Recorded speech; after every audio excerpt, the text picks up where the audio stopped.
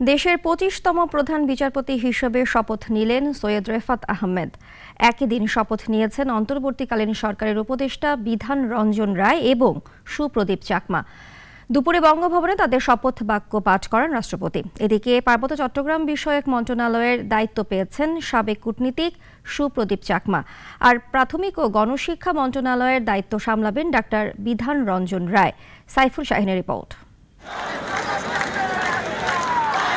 প্রধান বিচারপতি ওবায়দুল হাসানের পদত্যাগের দাবিতে বৈষম্য বিরোধী ছাত্র আন্দোলনের ডাকে শনিবার সকালে হাইকোর্ট প্রাঙ্গণে বিক্ষোভ করেন শিক্ষার্থীরা। বিক্ষোভের মুখে ওবায়দুল হাসান পদত্যাগে বাধ্য হলে নতুন প্রধান বিচারপতি হিসেবে সৈয়দ রেফাত আহমেদকে নিয়োগ দেওয়া হয়। আমি সৈয়দ রেফাত আহমেদ।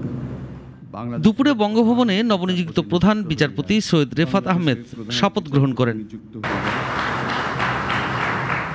এরপর অন্তর্বর্তী সরকারের দুই উপদেষ্টা ডাক্তার বিধান রঞ্জন রায় ও সুপ্রদীপ চাকমা শপথ গ্রহণ করেন।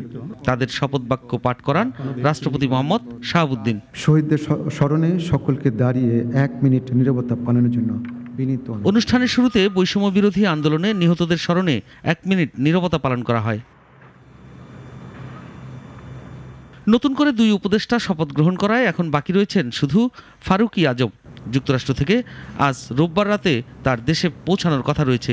তিনি সোমবার বা মঙ্গলবার শপথ নিতে পারেন। সাইফুল শাহিন, নাগরিক, ঢাকা।